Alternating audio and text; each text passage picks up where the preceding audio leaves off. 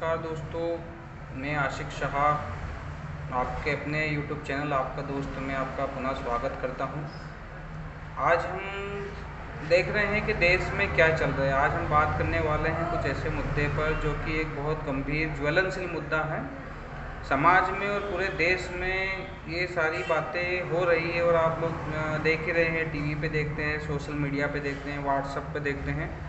कहीं न कहीं हमें अंतरात्मा भी हमारी दुखती है, हमें बुरा लगता है कि हमारे देश में क्या चल रहा है। एक्चुअल में दोस्तों आज आपके सामने आने का मेरा यही मकसद है कि हम देख रहे हैं, पहले हम मुद्दे पे बात करेंगे जो हमारे पास टॉपिक इशू है, मॉब लिंचिंग। देश में आए दिन हमने देखा, पिछले दिनों पहले ही हमने देखा घटनाएं बहुत सारी बढ़ गई थी, चाहे गुजरात हो, राजस्थान हो, मध्य प्रदेश राज्य हो, हर राज्य में मॉब लिंचिंग की घटनाएं बढ़ी थी।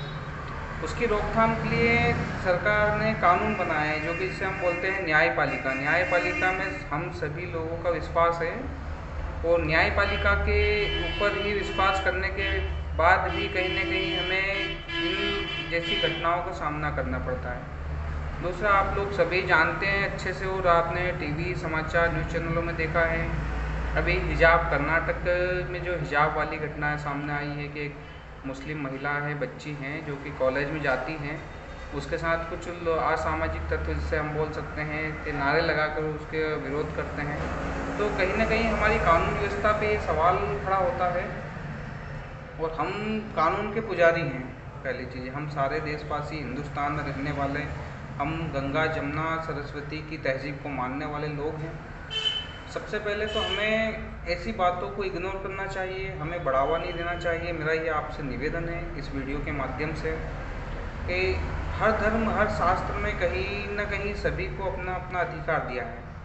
मुझे मेरा जीवन जीने का अधिकार संविधान ने दिया है और सभी लोगों को, देश के देशवासियों को जीवन जीने का अधिकार सामान्य संविधान ने दिया है।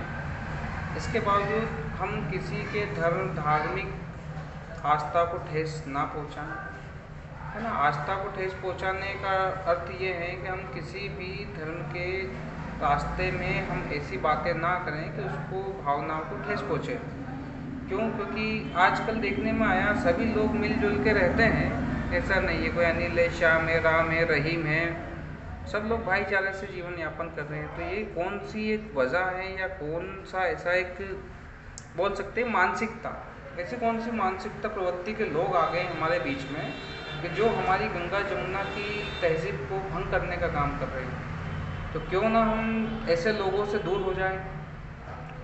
इतिहास गवाह है इस बात का कि देश में कितने ही महान क्रांतिकारी नेता हुए हैं, चाहे वो महात्मा गांधी जी की बात करें तो महात्मा गांधी जी ने हमें अमन, शांति का पैगाम दिया, ना कि गांधी जी ने देश को आज़ाद करने में अंग्रेज़ों से इतनी लड़ाई की, गुलाम देश को आज़ाद करवाया। तो उन्होंने अपना त्याग, बलिदान देकर आज़ाद करवाया और अपने शांति का एक अस्त्र लेकर। ये नहीं कहना चाहता कि उन्होंने भाला उठाया, तलवार उठाया या गोली चलाई या फिर बंदूक मारी। एक शांति, प्रेम के माध्यम से ही हमारे स्वतंत्र भारत देश की नींव रखी। तो जब स्वतंत्र भारत की नींव रखी तो हम लोग क्यों ना हम भाईचारे से स्वतंत्र भारत देश में जिएँ और खूब दिल से जिएँ। हम लोग यही इस टॉपिक पे आज बात करने के लिए बैठे हैं। कर्नाटक में राजनीति होती है, कोई भेंट चढ़ता है, कहीं वो अन्य राज्य में राजनीति होती है तो भेंट चढ़ता है। संविधान ने हमें अधिकार दिया है, शिक्षा का अधिकार। हर समाज, हर तबके का लोग शिक्षा के अधिकार से वंचित नहीं हो सकता। उसको अधिकार है कि वो पढ़ाई करे, आगे बढ़े, डॉक्टर बने, वकील बने। तो जो असामाजिक तत्व आते हैं, ऐसे लोग हमें बोल सकते हैं कि हमारे अधिकारों का हनन करते हैं। हमें बिल्कुल उनका विरोध करना चाहिए और सबसे पहले हमारी न्यायपालिका है, न्यायपालिका पे हमें विश्वास है। न्यायपालिका हमें न्याय देगी और जो सबके हित में होगा वही न्यायपालिका फैसला देती है और ये होता आया है। संविधान को हम नकार नहीं सकते, संविधान में सारी बातें स्पष्ट है।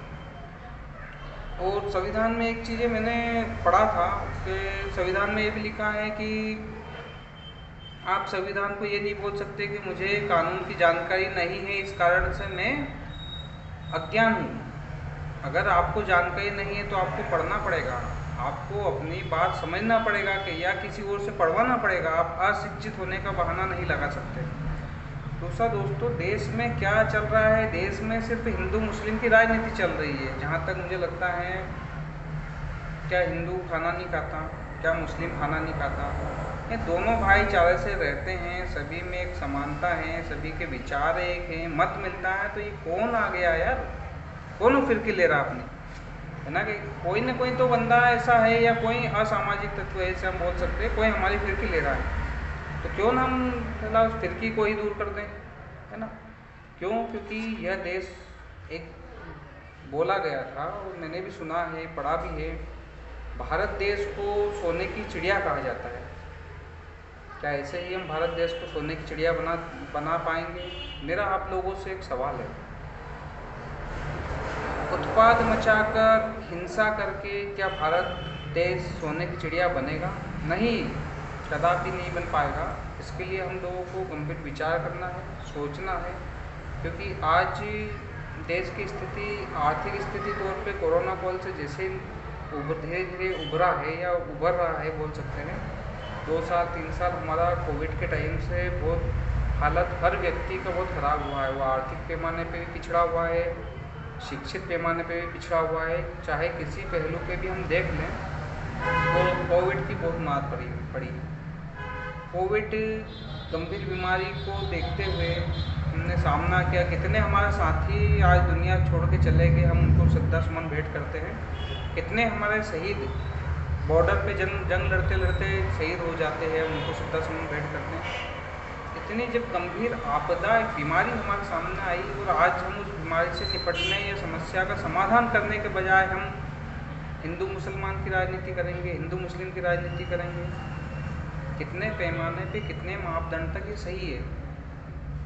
एक शिक्षित व्यक्ति, एजुकेट व्यक्ति ना ऐसा काम करता। ये छोटी सोच और मानसिकता वाले लोगों की प्रवृत्ति होती है। मैं तो सरकार से मेरा यही निवेदन है कि ऐसे लोगों के ऊपर तुरंत कार्रवाई की जाए, उन पे देशद्रोह का केस चला जाए, क्योंकि ये शांति भंग करने का प्रयास करते हैं। 1-2 लोगों के ऊपर नहीं, जितने तादाद में लोग उत्पाद मचाते हैं, हिंसा करते हैं या ऐसी मानसिकता को जन्म देते हैं, उन सभी लोगों के ऊपर केस दायर किया जाए। माननीय प्रधानमंत्री महोदय जी से मेरा हाथ जोड़ के निवेदन है कि ऐसे लोगों पे तुरंत एक्शन लें, ताकि आइंदा सबक लेते हुए हमारे देश की शांति भंग करने का प्रयास कोई भी व्यक्ति ना करे। और जाते जाते एक चीज़ और आपको सभी लोगों के साथ शेयर करना चाहूँगा दोस्तों। कहीं न कहीं हमारा दिल दुखता है। खुद सोचना, कभी अकेले होके अंतरात्मा में ठेस पहुँचती है। क्यों? क्योंकि पहले ही कोविड के कारण हम लोगों की आर्थिक स्थिति बहुत ख़राब हो चुकी है। किसी का काम धंधा बंद है, किसी की नौकरी चली गई है, कोई बेरोजगार हो गया है ना? किसी के भरण पोषण की व्यवस्था नहीं हो पा रही है, किसी के पास मकान नहीं है, किसी के पास रहने को घर नहीं है। इतनी सारी समस्याओं पे ध्यान ना देते हुए हम क्यों फालतू की बेवजह की झंझटों में पड़ते हैं? क्या होगा? सपोज दैट पॉलिटिक्स हम करेंगे तो क्या पॉलिटिक्स से हमें हमारे घर में कोई आटा सामान देगा? क्या नहीं देगा ना। हमें खुद देखना पड़ेगा कि हम काम करेंगे तो ही हमें आमदनी मिलेगी। तो यही आप लोगों से, आप दोस्तों से, सभी मेरे जितने भी यूट्यूब के चैनल हैं से जुड़े लोग हैं, सभी से मेरा एक हम्बल रिक्वेस्ट है, हम इस प्रकार की बातों पे ध्यान ना दें। और हाँ, हम हमारे बच्चों को अच्छे से अच्छे कॉलेज, स्कूल शिक्षा दें, पढ़ाएं, उनको पढ़ाएंगे, आगे बढ़ेंगे, एक नए देश का, नए राष्ट्र का निर्माण करेंगे। तो आप लोगों से यही मेरा आज मुखातिब होने का या फिर मिलने का यही संदेश देना चाहता था। इस वीडियो के माध्यम से आप लोग समझेंगे तो पहले हम हमारा घर देखें, हमें क्या परेशानी आ रही है, हमारा परिवार देखें, उसके बाद हम किसी और के मामले में इंटरफेयर करें। मुझे भी कोई अधिकार नहीं है कि कोई किसी को गाली बकेगा और मैं उसका विरोध करूँगा। हाँ, वो अगर गलत है तो गलत है, उसको पुलिस प्रशासन है, कानून व्यवस्था क्यों बनाई गई है? इसलिए बनाई गई ना, कानून का प्रयोग करो, ना कि बलपूर्वक किसी चीज़ का प्रयोग करो। न्यायपालिका पे हमें संपूर्ण विश्वास है। न्यायपालिका देश में सर्वोच्च पीठ की न्यायपालिका है। न्याय व्यवस्था जहाँ जहाँ जुल्म की आंधी बढ़ी है वहाँ न्यायपालिका ने सभी देशवासियों का साथ दिया है। तो दोस्तों, इस संदेश के साथ आपसे विदा लेना चाहूँगा। जय हिंद, जय भारत, नमस्कार।